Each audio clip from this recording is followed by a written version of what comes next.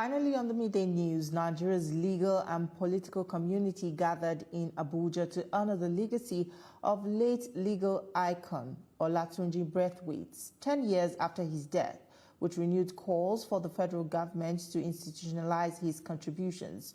Representing President Bola Tinubu, the Secretary to the Government of the Federation, said Braithwaite's contributions to democracy and the rule of law remains a guiding light, shaping ongoing efforts to build a just and equitable society.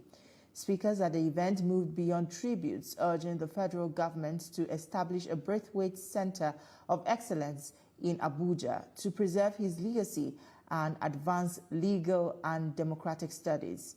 Highlights of the commemoration was the launch of a biography chronicling his life and contributions, as stakeholders emphasized that preserving his ideals remain vital to strengthening Nigeria's democratic future.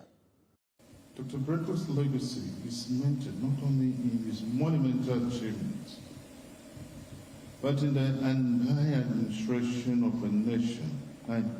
The administration of a nation that celebrates him as a champion of integrity, a resilient voice for justice, and a beacon of hope for a fair and accountable society.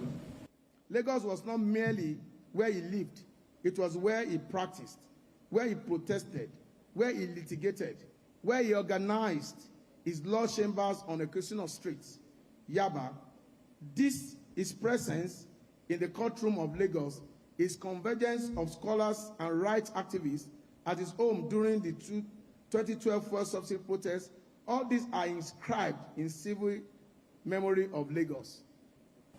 He stepped into politics not for convenience, but for conviction. At a time when political participation was guided by old structures and familiar interests, he dared to found the Nigerian Advance Party, a platform built on ideas, not identity. And in doing so, he preached what many fear to say, that politics must be purified, that governance must be cleansed, and that the state must be a refuge for what he famously described as rats, cockroaches, and mosquitoes.